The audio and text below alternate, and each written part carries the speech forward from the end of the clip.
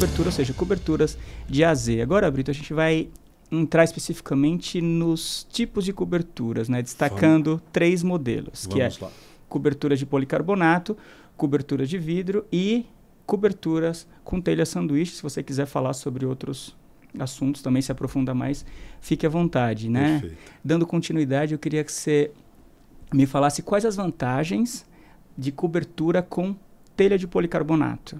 Vamos lá. A telha policarbonato, ela é eu, particularmente, sempre que eu falo para os meus vendedores, eu gosto de usar ela em espaços pequenos. Porque o que acontece? A telha de policarbonato, ela é uma telha, vamos dizer assim, ela é muito boa, tem 10 anos de garantia, tudo igualzinho. Só que ela é um material barulhento. Então, numa hora de uma chuva, ela vai fazer muito barulho. E ela é um material fino, ela tem 0,8 milímetros de espessura. Então, eu prefiro indicar isso para uma área pequena, ou um toldo de porta, ou algum lugar que a pessoa precise se proteger, mas que não fique próximo de um quarto, que não fique próximo de uma área, tipo uma sala, uma área de TV, porque senão a pessoa, numa hora de chuva, vai ficar muito incomodada. Né? Então, eu acho que a telha de policarbonato, ela atende, mas você tem que saber em que local aplicar ela. De repente, você vai aplicar ela numa quadra, ótimo, fica perfeito, porque a quadra, né, não tem problema nenhum, espaço aberto. Então, é importante que a pessoa se atente na questão acústica. Acústica, sim, porque a telha de policarbonato, infelizmente, ela tem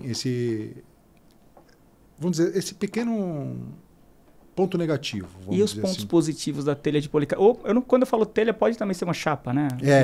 Aí não, eu estou falando da telha mesmo, telha trapezoidal, vamos dizer assim. Quais são as vantagens? Por exemplo, ela tem a proteção de UV, ela tem garantia de chuva contra granizo e 10 anos de garantia. Então, só nisso daí, você já sabe que você vai ter o material no mínimo por 10 anos. E é muito resistente também. Muito resistente, tanto é que ela resiste a uma chuva de granizo. Bem interessante. Então, quer dizer, você tem um material com um custo um pouco melhor, né? Só que aí é o que acontece, é o que o cliente escolher. Se ele escolher esse tipo de produto, ele tem que estar ciente que vai ter um pouco de barulho. Mas vocês dão esse direcionamento Sim, na sempre, hora do... sempre. Porque vocês acredito que tem toda uma consultoria na hora de fechar. Tem, tanto é que os vendedores, todos eles são técnicos. Eles vão ao local justamente antes, né? Essa visita é feita antes de passar um orçamento, justamente para isso. Para ver qual é a necessidade e quais são os pontos, né, que pode ser abordado para que a gente vá lá e coloque uma cobertura. E nesse sentido também você tem uma variedade de cores também. Bastante. Né? Então, vamos dizer, hoje, padrão são 8 cores. 8 cores você pode personalizar uma cor? Se você comprar direto com o fabricante? Não, você não consegue personalizar. Elas são padrão, já vem de fábrica nessas cores. Entendi. Né? Então você tem que usar... Porque o que acontece? O policarbonato ele é muito sensível a materiais corrosivos. Então, por exemplo, se cai um thinner, cai um limpa-vidro, cai qualquer outro tipo de produto, ele vai amarelar. E aí, consequentemente, ele pode vir a trincar e, numa chuva de granizo, furar. Então você tem tem que ter todo um cuidado. Tem que ter todo um cuidado com policarbonato. E aí existem as chapas compactas, que são muito mais resistentes, e as alveolares.